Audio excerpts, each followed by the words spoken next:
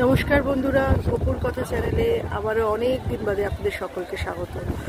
অনেক দিন বাড়ি থেকে কোথাও বেরোনো হয় না, তাই জন্য ভেবেছিলাম গোপুকে নিয়ে একটু দীঘা আসবো। কারণ গোপুকে নিয়ে অনেক আগে এসেছিলাম, গোপুকে স্নান করিয়েছিলাম, গোপু খুব মজা পেয়েছিল। সবাই তো কোথাও না কোথাও যায় সামার ভ্যাকেশনে, গোপুকে নিয়ে কোথাও যাওয়া হয়নি। তো আমি, গোপুর বাবা আর গোপু এসেছি। কালকে একটু চন্দনেশ্বরে পুজো দিতে হবে শ্রাবণ মাসে, সেটাও একটা উদ্দেশ্য। তো সেটাও একটা উদ্দেশ্য ছিল, সেই জন্য তো এখন এসেছি। এখানে এসে গোপুকে আগে ফার্স্টে একটু ডাব খাইয়ে নিলাম। গোপু একটু ডাব খাচ্ছে গোপুর বাবার হাতে বসে।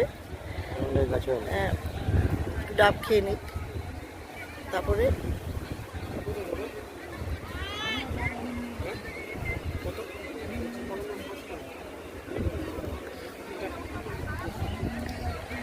তারপরে আবার গোপুর সমস্ত ভিডিওগুলো আপনাদের সাথে দিতে থাকবো, সাথে থাকবেন।